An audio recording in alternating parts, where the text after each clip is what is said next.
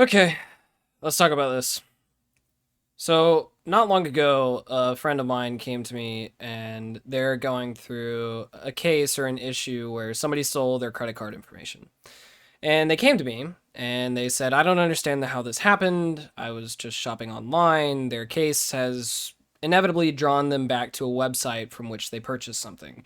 And there's certain legal things going on that I can't speak to, so I will keep those to myself. But they said, I don't understand how this happened because the website told me that it was encrypted like this. And so I looked at this and I realized that a lot of people don't exactly understand what this means. The interesting thing is that this wasn't a lie. It wasn't untrue. It was more of an omission of the truth or misleading somebody into a false promise. And so I want to talk about that today and educate you guys as to what SSL and TLS encryption means and the nuances behind HTTPS. So let's get to it.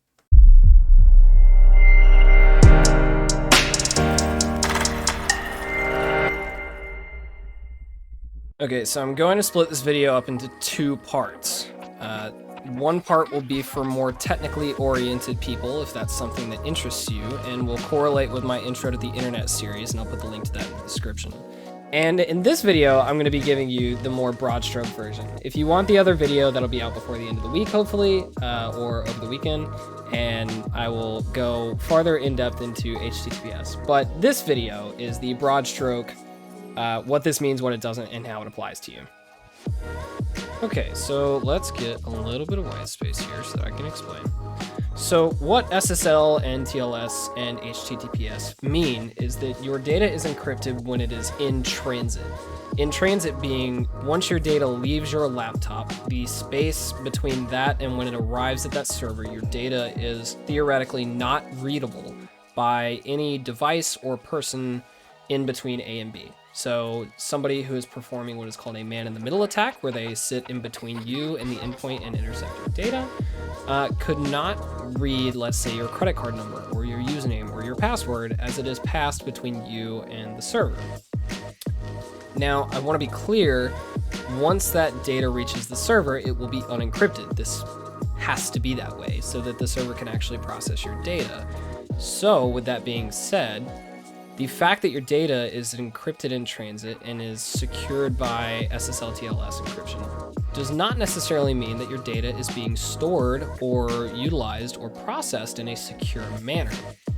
This all kind of begs the question then, how can I make sure that my data is secure, and how can I make sure that I'm shopping on a legitimate site? And there are a few ways to do this, one of which is to simply Google the website with the word reviews tacked onto the end of it and find the website on the Better Business Bureau. You can find reviews and complaints and things like that and kind of get a general feel for if a website is legitimate. This is usually a good indicator. If you want to drill into that further, all websites that process credit card data either do one of two things. They either process that credit card data on their own, in which case they should be PCI compliant. You can probably find that in their security section. Or they outsource that processing to a third-party company, which is more common among small businesses. When that happens, they have to list that company somewhere in their payment terms of agreement or their privacy statement. Find that company's name, simply Google it, make sure that it's reputable. From there, without getting too technical, there's not a ton of ways, but one way that is kind of a good method to get an idea of if a company is legitimate is actually to look at their customer support. If they have a phone number attached to their customer support and you can actually get in contact with a human being, this is usually a good indicator that a business actually cares about how they're treating their customers and how they're processing their data. It's not a surefire way to avoid a data breach, but it's better than nothing. As I said though, shopping online is always a risk. I mean, if you had Park Mobile because you park in cities, or you have an American Express card, or you even have a T-Mobile phone, the reality is that your data can be compromised by even reputable names. And we will cover how to find out if your data has been compromised in a separate video. Hopefully I'll put that out next week. But really the intent is just be conscious of where you shop online. Be conscious of who you're giving your data to, because that data is sensitive and not everybody handles it the same way. And don't put faith in a website just because they claim that your data has been SSL and TLS encrypted. As always, thank you guys for watching this video. If you found it educational, please leave a like, comment, and subscribe. And if you want me to talk about any more topics about how you can be safe when you're browsing the internet, please let me know in the comment section. Thanks so much.